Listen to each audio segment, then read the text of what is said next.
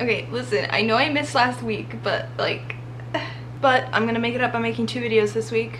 That's a promise. Today we're gonna talk about what's wrong with me, because I realized I have never actually explicitly sat down and shared with you what's going on physically. If you've been here for a really long time, you know that I have multiple chronic illnesses, and I've made a couple videos about getting those diagnoses, but I never really explained what they were, I guess. I think I just kind of sat down and was like, hey, I got a new diagnosis, this is what it is. One of those videos was, I think the first time I got diagnosed, I was super excited and I'm pumped and jazzed, and then the second video I made, I was very sad because I didn't know how I wanted to handle it yet. It's gonna be an educational video about what the heck is going on with my body. So for those of you that don't know, I have Ehlers-Danlos syndrome, reflex sympathetic dystrophy / complex regional pain syndrome, postural orthostatic tachycardia syndrome, chronic fatigue syndrome, and endometriosis. I know it's a lot. Ehlers-Danlos syndrome is a group of connective tissue disorders. There are several subtypes, some of them recognized, some of them are so rare they can't be recognized. I have hypermobile type. It's a genetic disease, so I was born with it even though I wasn't diagnosed until I was 19. So my identical twin sister, who you've seen before, also has it. It was likely mutated off of my mom because she is double jointed in a couple of her joints. Quick note from editing Abby, Nicole and I also had a lot of problems in the womb because we were identical twins and we were born early. So a combination of that and the unknowns of Ehlers-Danlos syndrome leaves everything very vague. And so that benign hypermobility mutated likely into Ehlers-Danlos syndrome, which is the non-benign hypermobility. So my shoulders dislocate, my knees, my hips. It's a degenerative connective tissue, muscle, joint, and collagen disorder, so it is progressive and incurable. So my joints and tissues and collagen are constantly deteriorating, which means dislocations and subluxations, which are partial dislocations. There's also a lot of skin fragility involved because your skin is formed of tissues and collagen. I bruise super easily, I cut really easily, it takes a really long time for me to heal.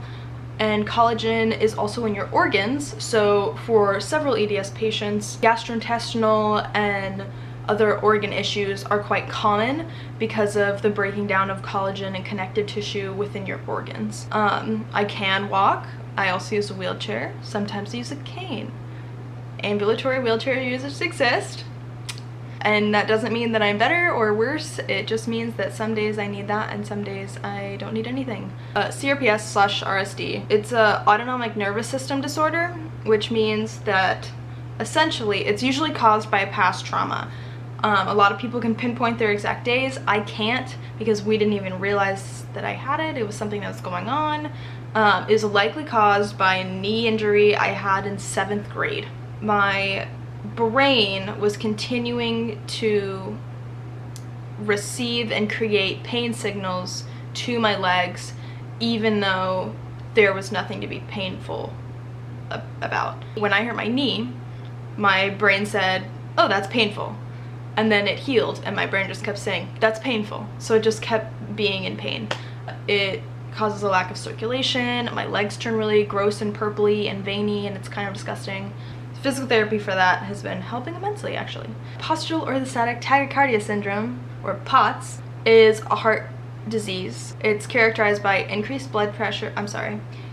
heart rate, low blood pressure, dizziness, fainting especially upon going from a lying down to standing up or sitting down to standing up position. When you stand up, your heart contracts and pushes your blood up so that you don't pass out.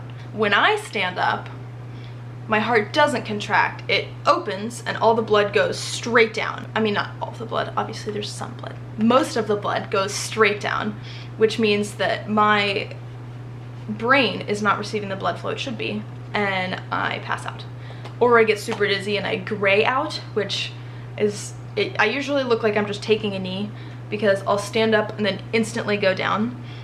And I can't see, my vision is gone, and my ears are ringing and I feel like I'm going to pass out, but I don't. So I gray out more than I pass out, which I actually prefer. I don't like totally passing out. It's not fun.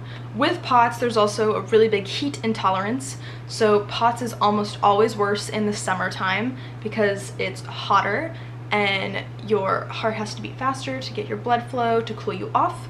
And my heart doesn't like to do that. So my heart rate increases, my blood pressure drops, and I get very sun sleepy and really fainty, and it's super easy for me to pass out in the summer. POTS patients don't take in water like they should. It goes straight through them without the help of extra electrolytes or salt. So the ability to retain water is a fairly normal ability to have for people. But for POTS patients, we need extra electrolytes and extra salt. We literally cannot have too much salt because our body doesn't process it correctly. So we need to increase our salt and electrolyte intake so that when we drink water, it stays in our system and helps our blood flow, helps our circulation, so that we don't pass out.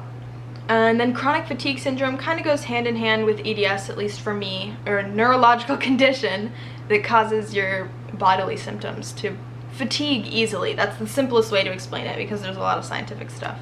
So I get fatigued very easily, and I'm not talking about like, I've been working for hours, I'm so tired, I need to take a nap. It's like complete fatigue that is just overwhelming. Endometriosis is actually like one of the most common things that I have. Endometriosis is when the tissue that's present in your uterine lining is present on other organs, like outside of your uterus, which just isn't where that needs to be at all. It's super painful and it causes a lot of cramps when there shouldn't be cramps. It causes horrid periods that last forever. I'm talking like 32-day long periods. I think a lot of media, news outlets, and just people in general think, oh yeah, my grandma has that, or my mom, or my sister, or whatever. Yeah, whatever. But like, it's very painful. And this is coming from somebody who is in constant chronic pain. So yeah, I think that's all of them. I have been filming for like 20 minutes, so I have no idea how long this video is going to be. If you stuck around, congratulations, you did it. If you have any questions, feel free to leave them in the comments below. I will be happy to answer them. I love educating people and talking about it. Anyway, rejoice in the day and be glad in it. I'll see you guys later. Bye!